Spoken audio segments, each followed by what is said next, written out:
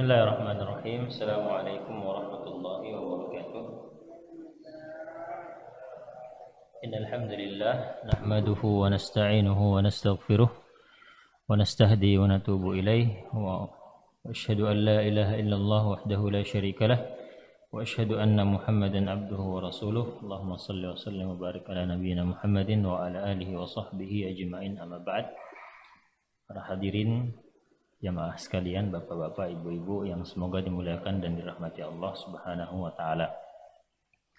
Alhamdulillah, pada kesempatan kali ini kita kembali bisa melanjutkan kajian kita di kisah-kisah dalam Al-Qur'an. Pekan lalu kita sudah selesai membahas atau menceritakan tentang kisah dari Dzulqarnain, ya. Dan di salah satu peristiwa yang dilalui oleh Dzulqarnain rahimahullahu ta'ala adalah ketika beliau menempuh suatu perjalanan ke daerah pegunungan. Kata Allah subhanahu wa ta'ala, hatta idza balagha baina as-saddaini wajada min dunihima qauman la yakaduna yafqahuna qawla. Sampai ketika Dzulqarnain ini tiba di lembah antara dua gunung. Ini kita sudah sebutkan di daerah dekat Turki, ya, di daerah dekat Armenia dan Azerbaijan, daerah pegunungan. Nah, sampailah beliau di lembah di antara dua gunung yang besar. Kemudian beliau menemui di situ suatu kaum, kata Allah Subhanahu wa taala, qauman la yakaduna yafqahuna qawla. Ya.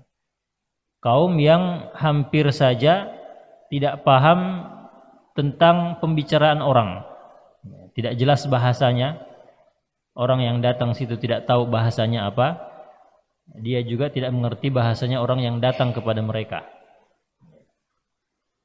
Nah, maka kaum ini pun mengatakan kepada Dzulqarnain, qalu ya Dzulqarnaini inna Ya'juj wa Ma'juj mufsiduna fil ard. Sesungguhnya Ya'juj dan Ma'juj adalah kaum yang membuat kerusakan di atas muka bumi ini.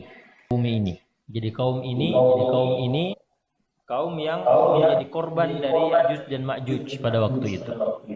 Ya'juj dan Ma'juj keluar dari tanah mereka kemudian berbuat kerusakan, merampas, menghabiskan, merusak dan seterusnya. Maka kaum ini pun mengeluhkan hal tersebut kepada Dzulqarnain. Maka Dzulqarnain pun kemudian Kemudian membangunkan untuk mereka kaum tersebut suatu dinding penghalang.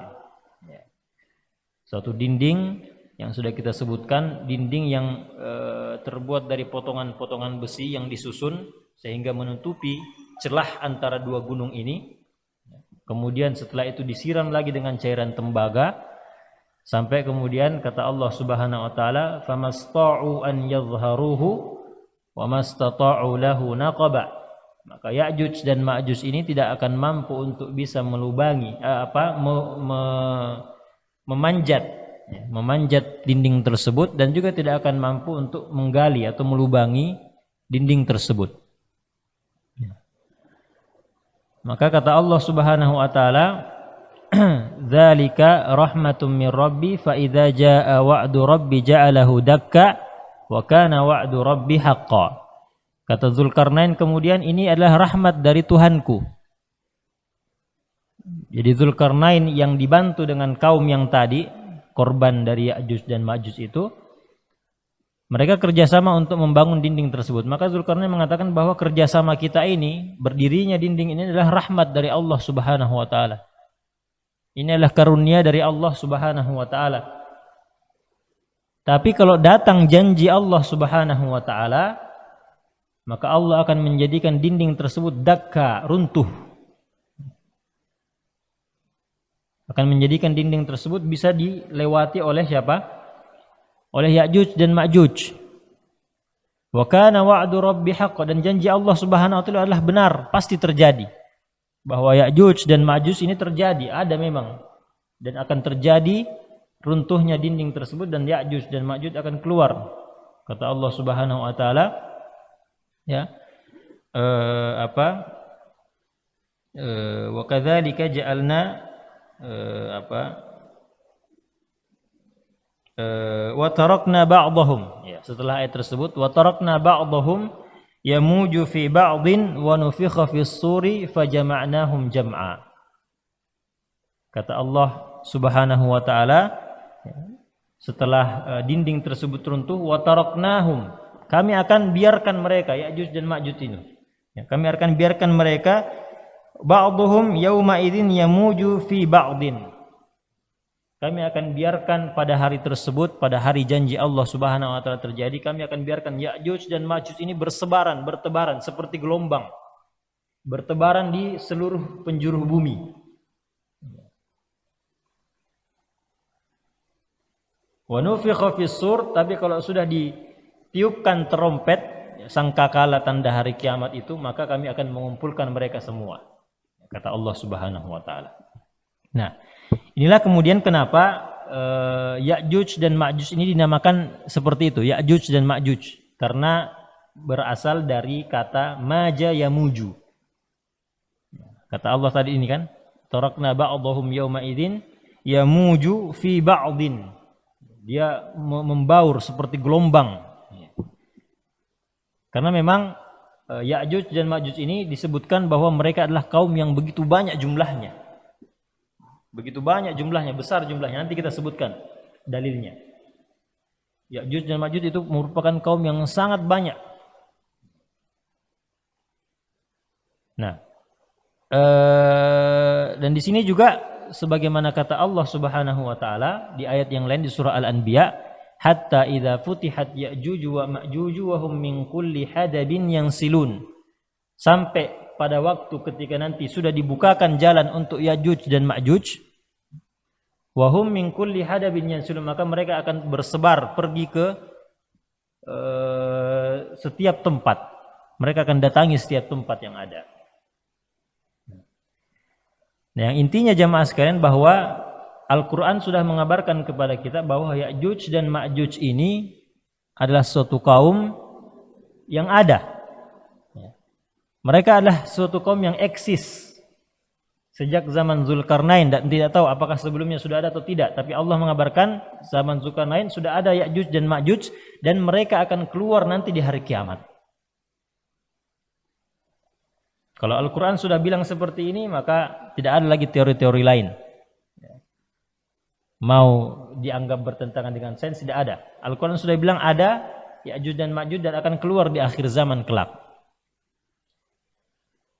Kata Allah, wa kana wa'du rabbi haqqan, janji Allah itu pasti terjadi. Janji Allah pasti terjadi, tidak mungkin tidak terjadi. Nah, sekarang pertanyaannya, Ya'juj dan Ma'juj ini siapa sih sebenarnya? Mereka itu makhluk apa? Mereka itu jenis apa sih? Mereka monster kah, dinosaurus kah, atau apa? Kenapa mereka banyak sekali? Nah, disebutkan jemaah sekalian, para ulama menyimpulkan bahwa Ya'juj dan Ma'juj ini sebenarnya manusia. Mereka adalah anak cucu Adam. Mereka adalah anak cucu Adam. Bahkan Ibnu Hajar Al-Asqalani menyebutkan mereka adalah keturunan dari Nabi Nuh alaihissalam. Keturunan dari anak Nabi Nuh alaihissalam yang bernama Yafith. Yafith bin Nuh. Nuh ini punya 4 anak, sudah kita sebutkan pekan lalu. Yang pertama adalah Ham, Sam, Yafith, dan juga Kan'an. Kan'an ini yang tenggelam. Kan'an ini yang tenggelam, yang tidak mau beriman kepada ayahnya. Adapun 3 lainnya ini ikut bersama Nabi Nuh di kapal beliau, di bahtera beliau, selamat akhirnya. Nah, dari 3 inilah kemudian anak manusia itu kemudian lahir. Yafith ini adalah nenek moyang dari Ya'juj dan Ma'juj. Jadi kalau begitu kita simpulkan mereka adalah manusia. Mereka adalah manusia. Ya. Bahkan ada yang menyebutkan, walaupun ini cerita-cerita yang tidak berdasar sebenarnya, tidak ada dalil yang menguatkan hal tersebut, bahwa ada yang menyebutkan bahwa Ya'juj dan Ma'juj ini sebenarnya lahir dari Adam, tapi bukan lewat Hawa. Kalau anak-anaknya Nabi Adam kan kita tahu dia lahir lewat Hawa. Hawa ini istrinya beliau. istrinya Nabi Adam. Tapi Ya'juj dan Ma'juj ini lahir dari Adam tapi tidak melalui Hawa. Bagaimana proses lahirnya? Katanya suatu hari atau suatu saat Nabi Adam itu tidur kemudian mimpi basah. Air maninya ini yang keluar itu jatuh kena tanah. Nah, dari tanah itulah Allah menciptakan Ya'juj dan Ma'juj.